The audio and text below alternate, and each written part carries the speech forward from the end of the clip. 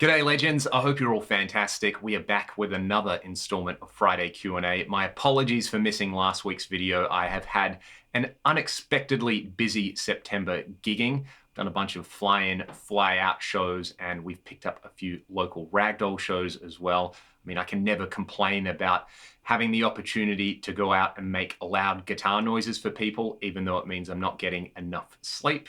But it does mean that sometimes I have to skip out on a Q&A video. So to everybody who submitted a question on the last Q&A video, thank you very much. I'm going to do my best to get around to it. And if you've got a question you would like me to answer on next week's Q&A video, simply put it in the comments section below. Shout out to all my awesome patrons over on Patreon, where I post exclusive videos, backing tracks, and guitar tab. It's also really nice to just interact with people in that sort of really intimate environment as well. You can also check out some of the music that I make with Ragdoll. That's linked in the video description. Let's go with some questions.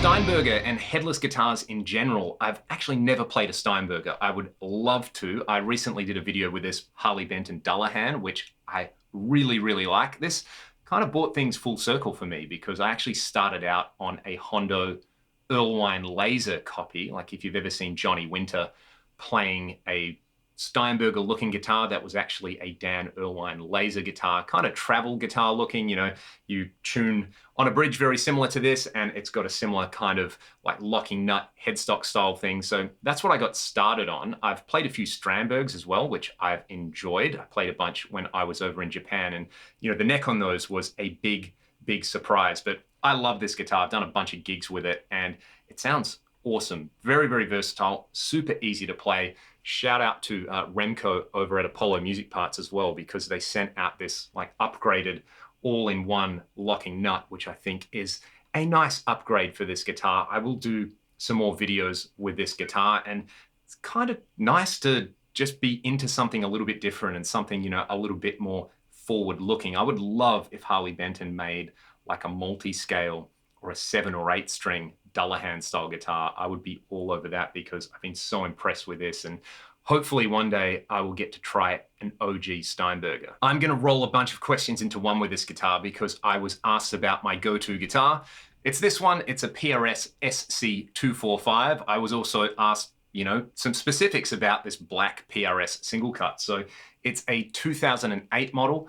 I bought it, I want to say brand new, even though it was old stock. I bought it in 2014 from Guitar Center in North Dallas, and there was a big storm warning at the time, and I drove my wife's car over there to check out a bunch of guitars, and you know, there was a tornado or something like that in some part of town. So that was a little bit terrifying for a boy from Perth, but I went in, played every PRS they had except this one, and was like, nah, nothing has really struck me. As I was walking out, I saw this, picked it up, played a D chord, and went, I think this is the one. And this one has very much become the Ragdoll guitar. The only thing that I've changed on it, the only thing that is not stock, is down on the headstock. Well, right there, I've got these Godot SD90 locking machine heads that don't look like locking machine heads on it. These are the 245 pickups. They're not 5708s or anything like that. People often ask that question. I haven't changed the pots. It's the original bridge. It intones just fine. I've got Elixir 10 to 52s on it in drop C. This guitar just has mojo about it, you know, whether you believe in mojo or not. I love that term, mojo agnostic. This guitar just works for what I like to do. I've written so many songs on it, and you know, it just kind of works with me, and it gels with my style, and it works for the sort of stuff that we do with Ragdoll. Otherwise, if I feel like just doing stuff that's not chugga drop C, I'll grab my old 70s Strat, and that thing just kind of has that same energy about it, where I play a certain way when I pick up that guitar, and I love the way that it sounds, and you've heard it all a lot in demos. We should talk about that guitar in the next video. Which ties into the next question, how many guitars and amps do I own? I don't know, I'm almost too scared to count. I know that sounds like an absolute way of weaseling my way out of the question. It's definitely in excess of 40 guitars. And amps, I've actually kind of downsized my amp collection to the things that I really love, you know, like my Soldano Hot Rod 50, the Boogie Mark IV, I've got my old Revision G dual rec, DSL, JTM 45, Molecular, There's so many preamps as well, if you're going to count them. There's so much old rack gear. There's a mountain of pedals, you know, gas gear acquisition syndrome. It's a real thing, folks. Talk to your doctor about it if it starts to worry you. Which track did I use the 88 MP1 on the Ragdoll Back to Zero album? It is on the track Letting Go. Every track on there has a double with my PRS and my dual rectifier, and then another double with a different guitar and a different amp. And for that, the other double was the 88 MP1. I think we ran it into the effects return of a PV5150 or something like that. We would have to consult friend of the channel and mixmaster Troy Nababan about how much MP1 they actually used on that track. But I remember doing that. That was kind of a cool moment for both of us who are MP1 nerds, and it felt like the right thing to do at the time. Have I done many cosmetic mods to any of my guitars? I think the big one that I will do on something like a Les Paul is I like to put those kind of like mirror top hat style knobs on them. I think that looks really cool. And maybe on a Les Paul, I will take off that rhythm treble, you know, piece of plastic on there, because, you know, the treble pickup and the rhythm pickup just does not make sense to me. I also normally take the scratch plate off Les Paul style guitars as well. You would have seen my EVH with the googly eye mod on it. That's definitely an important cosmetic mod. But most of the time, not too much. I might change the color of a piece of hardware, or I might put on some different tuners, but you know, I'm not out there kind of re-spray painting my guitars or anything like that very often. A few of you mentioned the Cattle and Bread FX40. You would have known that I've done a video with the Yamaha FX900 recreating that iconic slow dive patch. And I also did an Axe-Fx video doing a similar thing, because you can get the manual for those old Yamaha units and just kind of copy the settings and kind of get close. Watching the Cattle and Bread video, I noticed that it doesn't have the delays in there, and I'm kind of curious to see about whether they actually went in and recreated the Yamaha symphonic chorus, or they just use a generic, you know, 2 or 4 voice chorus in there. I'm guessing that it's kind of the latter, that maybe they didn't like dive fully into what made that unit sound exactly like that unit and went more for just a kind of like recreating the vibe, which I think is also a pretty cool thing. But I would like to check it out because I've heard some very, very nice clips with it. How important is the user interface and the general experience on a pedal or a plugin or an amplifier? I'll just say this: if something sounds really, really good, I actually don't care too much about the user interface. You know, something like an old Eventide or a Boogie Mark series, they just sound incredible, even though they are super fiddly to use and the user interface is a little bit complicated and, you know, not as simple as like, oh, you turn that one knob up and it just sounds really, really good. You kind of have to know what's going on there. But in the case where something has a lot of features and the stock sounds aren't particularly inspiring, then it becomes more important to me. I think with plugins as well, the user experience and the flow is probably even more important, because you're relying on the click of a mouse rather than like the tactile feel of turning a knob. So yeah, super, super important on there. When it comes to like a modern modeling device, like an Axe-Fx or a Kemper, Quad Cortex, Helix, I think the differences are probably a little bit overblown, because all those units sound pretty fantastic and they just kind of all have their own workflow on there. So yeah, if it sounds great, I'm really not that concerned. I will deal with a bad UI. If it sounds okay, but it's got a really good UI and it's kind of inspiring, then I guess that becomes a little bit more important. That flows nicely into the next question. Would I go with a Kemper or a Quad Cortex if I had to choose between either of them?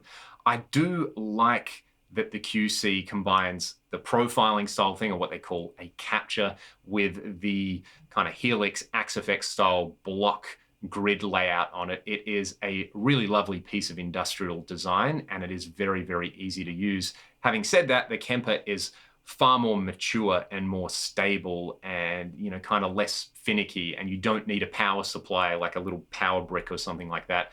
It just runs off mains, which is a big plus. And I know there are some issues around like buzz and hum when you power off the Quad Cortex with the power supply that it ships with. And the Kemper has a PC editor, like finally after all these years, so hopefully the QC gets one. But the QC has definitely been fleshed out a lot more since it's come out, and I do need to do a follow-up video looking at some of the new features. Like the looper on it is really good, the freeze function on it is really cool as well. So I think if you want that kind of capture experience, the Kemper might still be the way to go. If you wanted to just like capture your own amps and add a bunch of built-in effects and have a nice smooth workflow, the QC might be the way to go. My thoughts on the new King's X album, I finally had a chance to give it a bunch of listens. There are a few songs that I really like on there. I think the standout one is Watcher.